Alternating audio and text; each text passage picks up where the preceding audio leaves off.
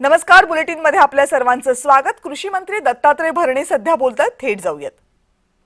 माहिती जिथं होणार नाही तिथं प्रत्येकजण ते भाजप वेगळा निर्णय घेऊ शकतो, एकनाथ शिंदे साहेब वेगळा निर्णय घेऊ शकतात आणि राष्ट्रवादी पक्ष सुद्धा या बाबतीमध्ये अजितदादा पवार साहेब ते निर्णय घेऊ शकतात। पक्षातील तुम्ही वरिष्ठ नेते आहात, तुम्हाला काय वाटतं वैयक्तिक की दोन्ही राष्ट्रवादीने एकत्र लढलं पाहिजे? कारण भाजपने आता थेट तुम्हाला टार्गेट केले आणि भाजप एकत्र लढत आणि तुम्ही एकटे लढा। असं टार्गेट वगैरे नाहीये। शेवटी राजकारण करताना काही गोष्टीमध्ये बेरीज वजाबाकी करावी लागते। कदाचित त्यांना काय वाटलं असेल आपल्याला माहित नाही, पण याचा अर्थ जरी आम्ही वेगळे लढलो तर शेवटी माहिती म्हणून आम्ही सगळे एकच आहोत।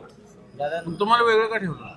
वेगळं ठेवायचं कारण नाही। शेवटी दोन मंत्री गेलेत मंत्री हो का, शेवटी मंत्री कुठले गेलेले किंवा काय असेल तो वेगळा विषय असतो। असे अनेक मंत्री गेलेले आहेत, भाजपचे काय मंत्री गेलेले असतील, पाठीमागे असे पक्ष गेलेले असतील।